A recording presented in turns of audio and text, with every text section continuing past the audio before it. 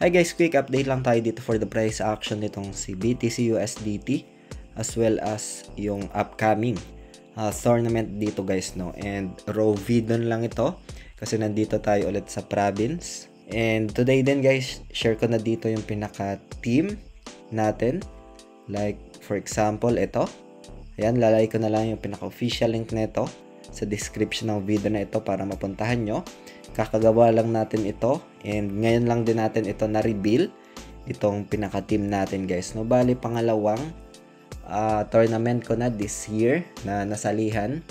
Last one is yung sa pre-halving competition guys, no. So yung naging team rank natin doon, pinakamataas top 20, pero nag-end up tayo I think 49, top 50 if I'm not mistaken guys, no. So meron naman yan sa ating live tab ng ating YouTube channel, pwede nyong panoorin yung mga events na ginagawa natin dito guys, no. So ito upcoming naman, itong Kings Cup Global Invitational. It's a trading competition, another tournament.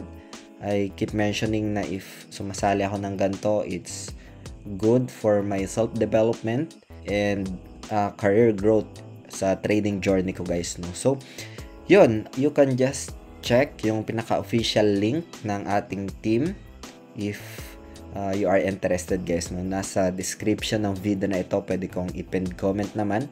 And itong application na ito guys, meron tayong pinaka-daily claim ng points, no. At yung points na yun, pwede nyong i-redeem into USDT if ever man na magka-profits kayo gamit yung USDT na yun. Pwede nyong i-withdraw iyon papunta sa mga e-wallets or papunta sa bank ninyo guys, no. So easy as that for this application. And as of now, yung pinaka-price pool nga nito guys is nasa 5 million in USDT guys, no. Merong team battle, merong individual competition, newcomer challenge, no. So pwede nyong i-access, i-check ito guys. So dito sa daily rewards guys, makikita natin dito sa pinakababa, like this one up to 10 USDT, up to 100 USDT, itong 1000 USDT guys, no. So andito naman yung pinaka simple task, and if ever man na bumalik tayo dito sa taas, merong mga prizes guys, no. So you can just check this one guys.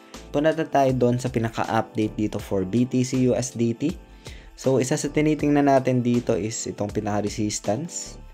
Ayan, if we can observe, if ever man na mabasag niya ito, that's good for the price action itong si BTC. Pero yung pinaka-bias ka dito as of now is that yung retracements muna dito guys, itong kulay asul na linya na ito, ay keep on checking that kasi nauntog yung price action around this area, and that area is one of a vital resistance.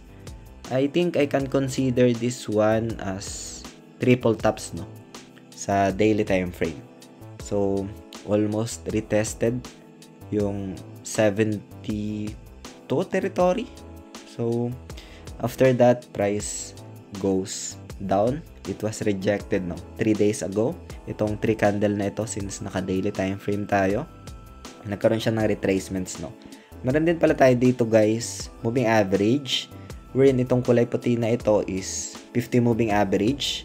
Tapos itong kulay pula naman na ito ay 100 moving average guys, no. So bakit ako naglagay dito ng pinakalinya, like for example this blue trend line guys, no.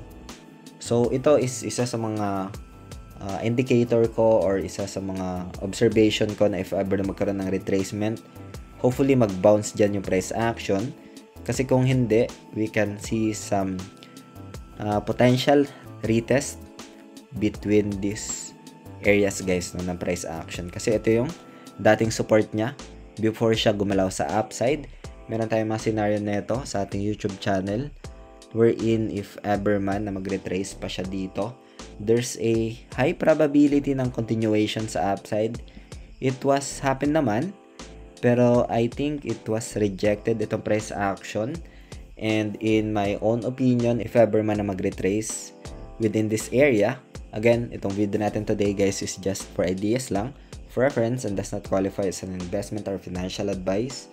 hope you get some updates dito and ideas, no. So for me, if ever na mag-retest siya dito, hopefully ma-hold niya to. If mabasag man niya to sa downside, there's a probability, high probability ng retest ng double bottom dito within this area, guys, no. So para sa akin naman, own opinion ko lang ito, dollar cost averaging if ever man na magkaroon pa ng pagbaba ng presyo yung isang asset sa area na yan, or like itong si BTC, that's the DCA. If ever man na magkaroon ng pagbaba ng presyo ay DCA, and yung DCA strategy is like a swing trading or on a long-term perspective.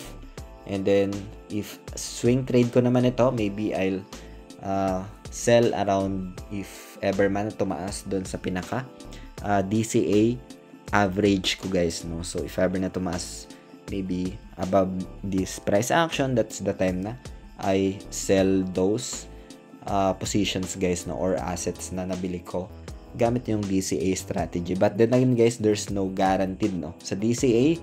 If ever man na magkaroon pa ng pagbaba ng presyo, pwede kang ma-loss. Kahit DCA ka ng DCA, tapos yung price action is going down, at doon ka malo-loss, no. So yun yung mga scenario dito. It's risk management pa rin yung pinaka-importante. Experience, gain more experience. Kasi taking profits is one of the strategy, guys, no. If ever man na sa tingin mo is na tumaas na yung price action, and if sa tingin mo may profits ka na, taking profits is one of a good strategy, no. So yun, dollar cost averaging, we discuss potential move nitong price action na ito, and if ever man na mas gumalaw pa to sa upside, confirmations dito sa mga support sa downside. Ito kinapi ko lang to, guys, no, kasi almost same yung pinakagalaw. Lagay ko lang siya dito. So almost same yung ginalawan, guys, no. Resistance, resistance, tapos resistance. That's why I duplicated itong pinaka-move na ito, guys, no. But then again, hindi ko ginagaranti yung mga ganyang price action if ever man na gumalaw pa sa upside.